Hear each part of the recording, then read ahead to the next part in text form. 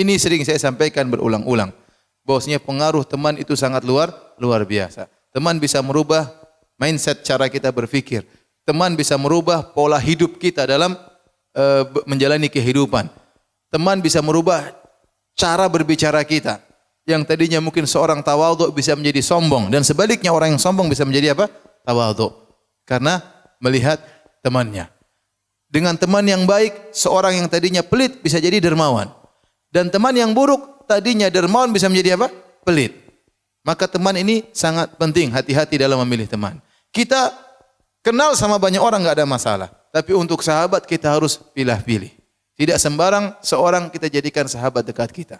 Kita harus benar-benar memfilter, kita harus benar-benar selektif. Ya, karena teman itu sangat mempengaruhi pola pikir kita.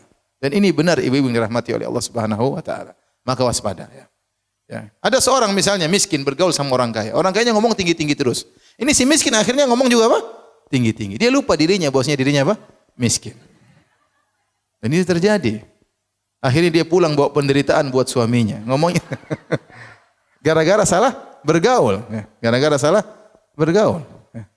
Tetapi seorang yang misalnya kaya, sombong, bergaul dengan orang yang mungkin sederhana, kemudian lihat kesederhanaannya, maka mungkin bisa turun kesombongannya. Maka di antara penyesalan yang diucapkan oleh orang-orang yang masuk neraka jahanam adalah menyesal karena salah bergaul. Kata Allah Subhanahu wa taala, "Wa yauma ya'addu adh-dhalimu 'ala yadayhi yaqulu ya laitani ittakhadhtu ma'ar rasuli sabila."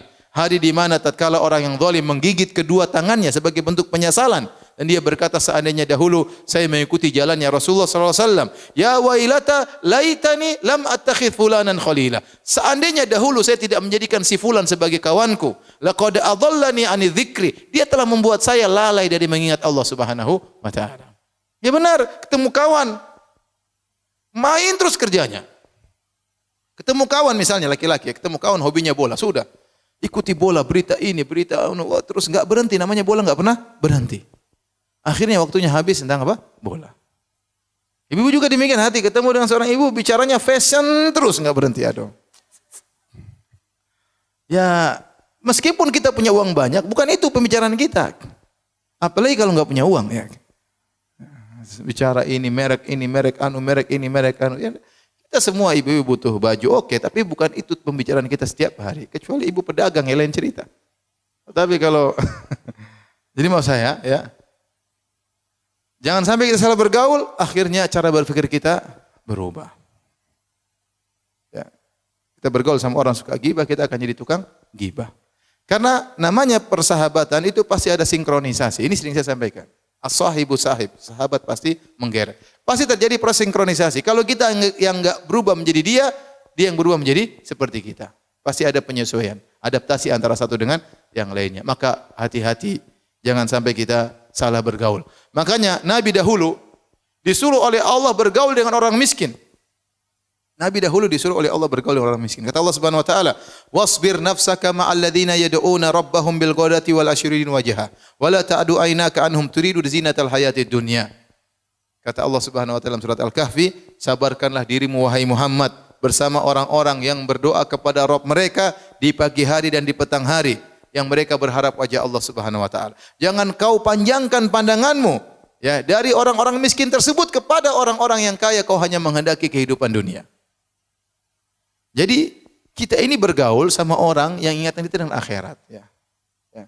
Kita bergaul ada yang mungkin sederajat dengan kita secara ekonomi, tidak apa-apa kita bergaul dengan orang lebih daripada kita, dan kita punya teman juga yang miskin, agar kita bisa seimbang ya. Kita bergaul dengan atas terus, akhirnya kita lupa bahwasanya dunia ini seakan-akan kita pegang selama-lamanya. Kita lupa bahwasanya dunia akan pergi. Dunia akan pergi. Akhirnya terkadang kita lupa bersyukur. Tapi kalau kita bergaul sama orang miskin, kita bersyukur kepada Allah Subhanahu wa taala. Ya, kita mungkin bisa membantu dia. Jadi mau saya hati-hati dalam bergaul ya. Kalau salah bergaul berbahaya.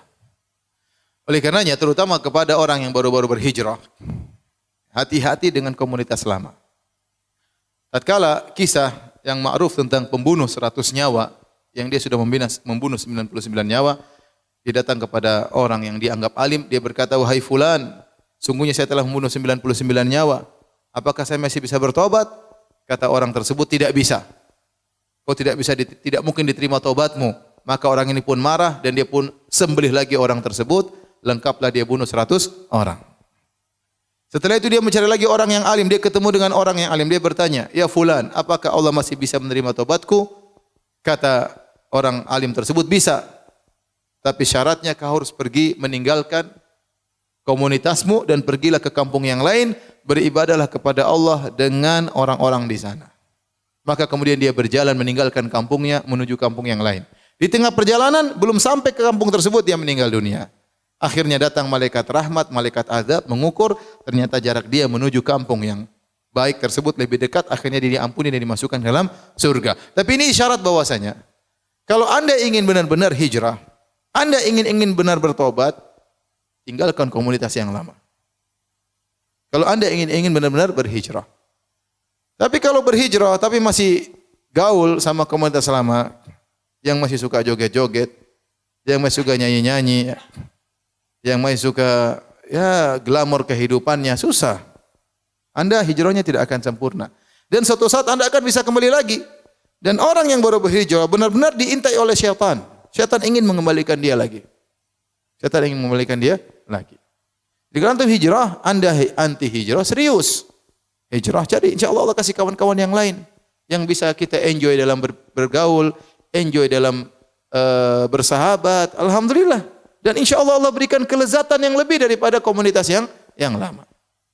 Tetapi kalau kita ternyata hijrahnya ragu-ragu, masih sering gaul sama komunitas lama, maka sangat mudah kita kembali lagi. Ustaz, apa kita harus putuskan hubungan sama komunitas lama? Jawabannya tidak. Tetapi bergaul sekedarnya.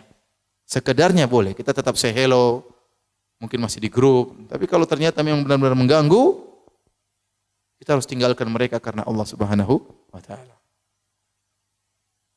Kalau tidak, maka suatu saat kita akan kembali lagi atau hijrah kita akan ragu-ragu. Ya.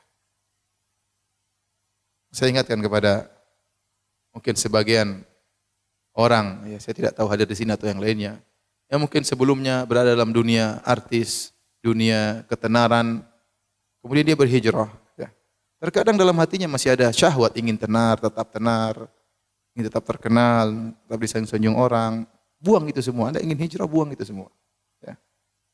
Kalau mau hijrah, buang itu semua. Adapun hijrah tapi tetap saja masih mau disanjung orang, tetap saja ingin tampil bersama yang lainnya, maka saya rasa hijrah itu kurang sempurna. Ya.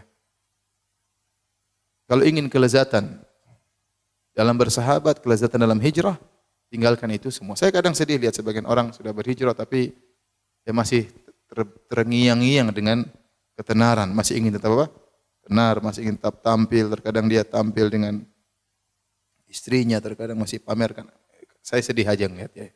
Oleh karenanya, hadirin hadirat Allah Subhanahu wa taala, seorang tatkala hijrah, ya, dia berusaha untuk hijrah dengan serius. Ya. Say hello tetap ada dengan kawan-kawan lamanya, tapi jangan kemudian intens dengan mereka, karena iman ini kita lemah, kita rawan kembali lagi. Kita rawan kembali lagi. Saya kapan ditelepon seorang ustaz, saya sudah lama meninggalkan musik. Tapi saya dengar ada yang bilang musik boleh ustaz. Gimana? Saya mau kembali lagi. Jangan, saya bilang. Aduh, antum sudah dapat nikmat jauh dari musik, nikmat mendengarkan Al-Quran, nikmat mendengar pengajian, kemudian mau rusak lagi antum dengan musik-musik yang sudah antum tinggalkan. Untuk menghilangkan racun musik dari hati sih tidak gampang.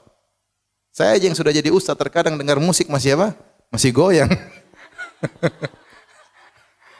Mengganggu. Lagi yang baru apa? Baru hijrah. Ya. Ya, racun itu sulit. Terkadang sudah kita buang, muncul lagi racun tersebut. Ya. Ya. Oleh karenanya hijrah yang serius. Ya. Agar kita terhindar dari yang namanya futur. Ya.